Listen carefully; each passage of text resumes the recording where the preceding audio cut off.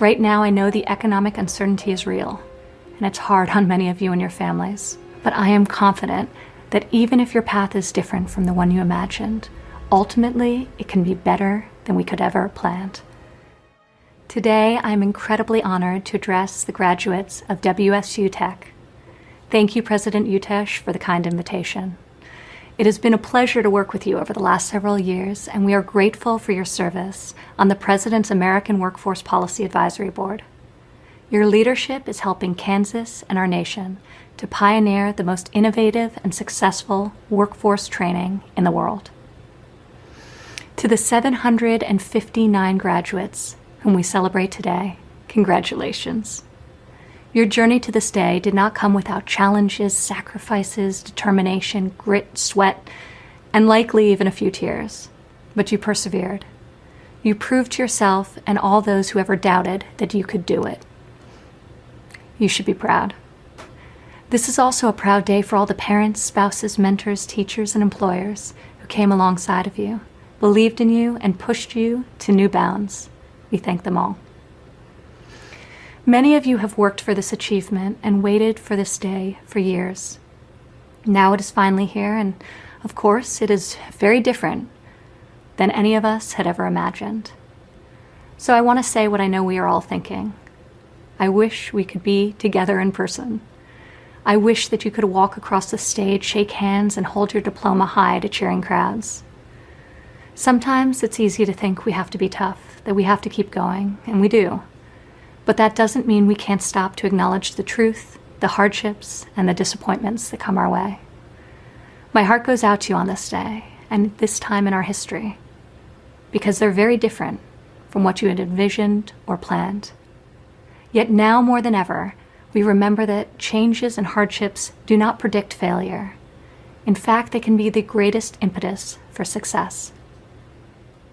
You commence at a moment unlike any other. Amidst the uncertainty, your training at WSU Tech has prepared you for exactly this moment. When I came to your campus last fall, I learned your mantra, building success with your own hands. In this graduating class are men and women who can run an assembly line, build a field hospital, police our communities, respond to emergencies, keep America connected through internet and phones, care for our senior citizens and our most vulnerable patients, use 3D printers to make medical equipment, draw blood to save lives, and so many other essential services. Over the past 3 months, we have been reminded of just how crucial American trades are to our citizens' safety and our nation's security. We have witnessed an extraordinary mobilization of our industries. Hundreds of distilleries are now making hand sanitizer. Manufacturers like Honeywell and Hayes and many others have converted factory floors to produce millions of masks and gowns. The great workers at General Motors, Ford, and General Electric are assembling tens of thousands of ventilators. Our scientists and lab technicians have built the most advanced testing in the world. We are bringing home critical supply chains and now are making American medicine here on American soil. We have also seen the importance of job training and reskilling as workers have quickly transitioned to meet new demands, such as building up the greatest medical arsenal in the world. History has proven time and time again that in the midst of the most difficult challenges, we have a chance to seize new opportunities and achieve our greatest victories. In 1665, during the Great Plague of London, Sir Isaac Newton was a 23-year-old student who was required to leave his college campus. He self-isolated in his childhood home for months on end. Despite the grim circumstances, Newton used this time to develop what we now know of as calculus. During World War II, America faced down an evil regime, and millions of our citizens banded together and built the strongest military on earth.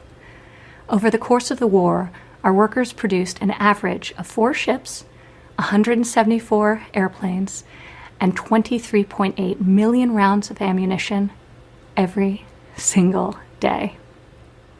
In the Cold War, as communism gripped much of the world, American astronauts soared higher and became the first to step foot on the face of the moon. Times of crisis alter the course of history. Hardship breeds innovation. New necessities demand new solutions. But in every generation, in each trial we face, the spirit of our people does not change.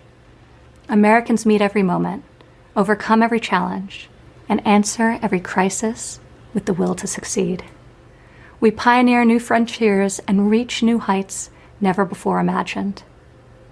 So today, as you begin a new chapter, I want to pass along 3 pieces of advice that I found helpful in my own life, especially during this time of national trial. First, as we all adjust to the social distancing practices, a rabbi recently gave his congregation a new call to action that I think is a great challenge for us all. He said, "Every hand that we don't shake must become a phone call that we place.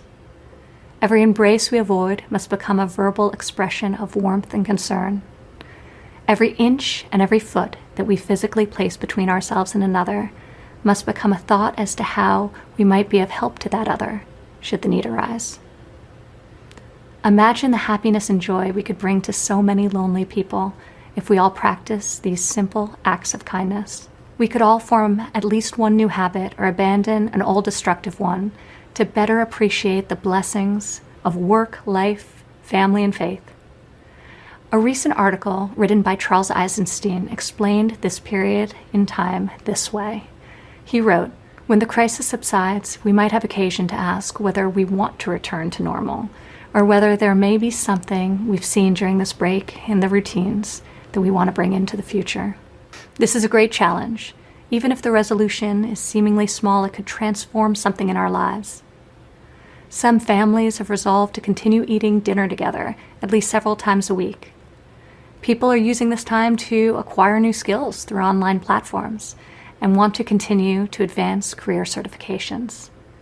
Many Americans are spending more time in prayer and meditation and want to keep growing in their faith. Whatever your goal is, this is a unique time for each of us to make a change that we had perhaps long delayed and to grow in some way. Finally, right now I know the economic uncertainty is real, and it's hard on many of you and your families. But I am confident that even if your path is different from the one you imagined, ultimately it can be better than we could ever have planned.